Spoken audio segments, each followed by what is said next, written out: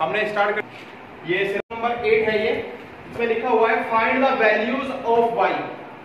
Find the values of y के मान ज्ञात कीजिए for which the distance between the points p 2, -3 and q 10, -y is 10 units.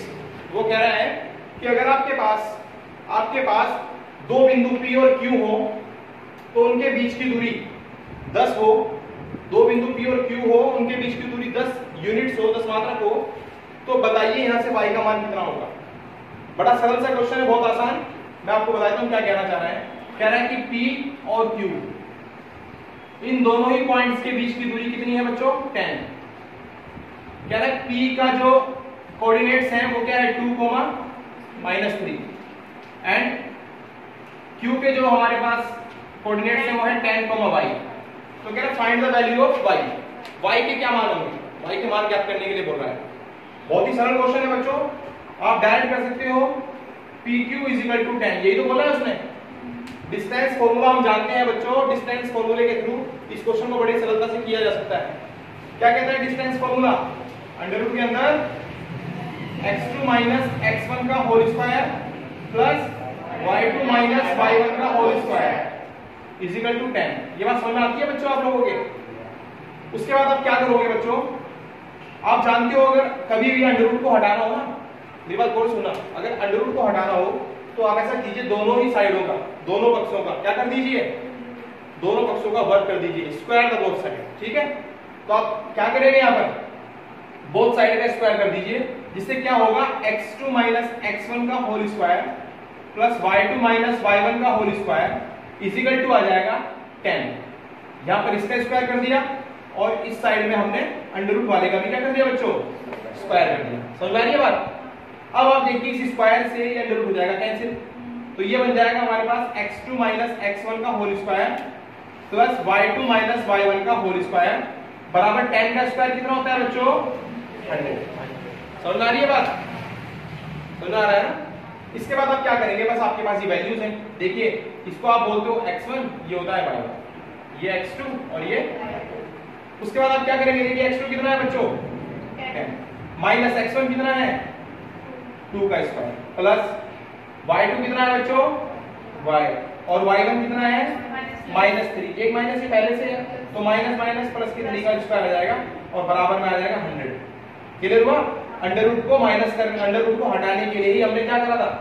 Square करा था। Both side का स्क्वायर कर दिया था, दोनों साइडों का हमने स्क्वायर कर दिया ताकि क्या हट जाए? हमारा अंडर रूट हट जाए। उसे हटा दिया, उसके बाद क्वेश्चन बिल्कुल सरल हो गया। अच्छा बच्चों देखिए, ये 10 - 2 का स्क्वायर, इसको मैं 8 लिख सकता हूं, 8 का स्क्वायर। और ये a + b का होल स्क्वायर दिख रहा है आपको? एक फॉर्मूला है हमारे पास, a + b का होल स्क्वायर। सर्वसमीका थी, आइडेंटिटीज क्लास 9th में पहली ही सर्वसमीका थी, पहली आइडेंटिटीज थी। वहां लिखा हुआ था x² + y², sorry x + y का whole square, x² + y² sorry x² + y² + 2xy बराबर में x + y का होल स्क्वायर। यही था, बस आपने वही करना है। तो ये देखिए हमारे पास क्या है? y का स्क्वायर प्लस 3 का स्क्वायर प्लस 2 × x × y। अब आप सोच रहे होंगे भाई बोल तो रहा है x y और लिख रहा है यहाँ पर 3 और y, ऐसे कैसे? तो मैंने आपको बताया कि फॉर्मूला है वैसे। यहाँ पे हमारे पास x का काम कौन कर रहा है? y, और y का काम कौन कर रहा है? 3। तो बस हमने वही लिखा है, x² मतलब y का स्क्वायर, y² यानी 3 का स्क्वायर, तो ये हो गया 2xy बराबर 100, ऐसे का ऐसे। उसके बाद बच्चों देखिए 8 का स्क्वायर है ना, 8 का स्क्वायर कितना होता है? 64 plus y² as it is, 3 का स्क्वायर करेंगे तो 9 आ जाएगा और 2 3 जा कितने होते हैं बच्चों? 6y = 100। ये बात क्लियर होगी? ये y² ऐसे ही रहने देता हूं प्लस 6y ऐसे ही रहने देता हूं प्लस इन दोनों को जोड़ूंगा ना तो 73 हो जाएगा, बराबर में कितना है? 100। y² एज इट इज, ये 6y ऐसे ही और इस 100 को इधर लेके आ जाओ बच्चों, तो ये हो जाएगा हमारे पास प्लस का 73 और माइनस का 100 में कितना बचेगा? 0। ये y² ऐसे ही, 6y ऐसे ही, और इन दोनों को जब घटाएंगे ना आपस में बच्चों तो माइनस के बचेगा 27 0। ये बात समझ में आई?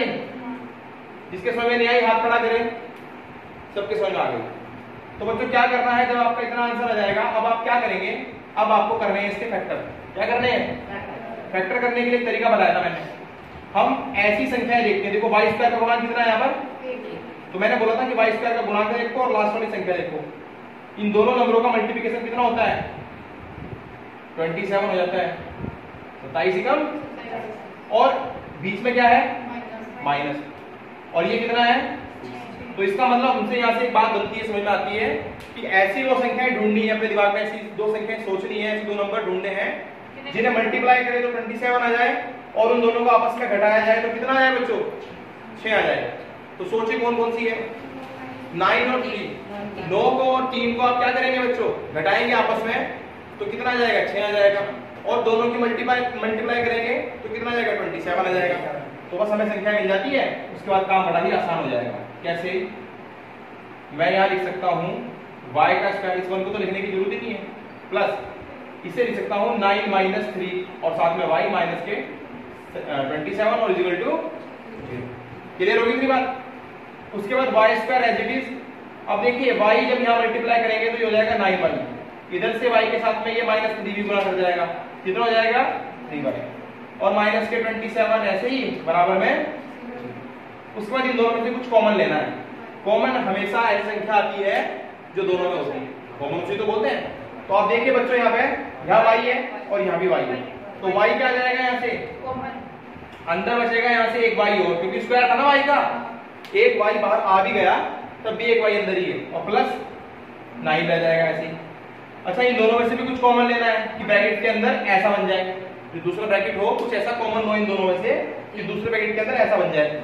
तो उसके लिए मैं ऐसा करता हूँ, माइनस कॉमन ले लेता हूँ एक तो, और साथ में 3 कॉमन ले लेता हूँ।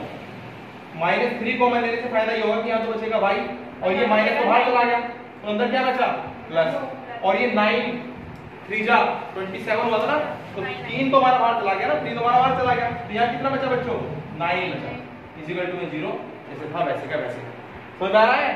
उसके बाद इन दोनों में से देखो, यहाँ भी y माइनस 9 है, y प्लस 9 है, और यहाँ भी क्या है? y plus 9। तो दोनों में से एक बार ले लो, एक बार लिखो इसको, और बाकी क्या बचा? बराबर में।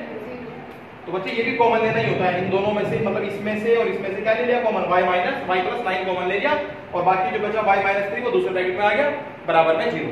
अब उसके बाद क्या करते हैं? यदि है 3 तो आप लिख दोगे आंसर में y is equal to 3 minus 9।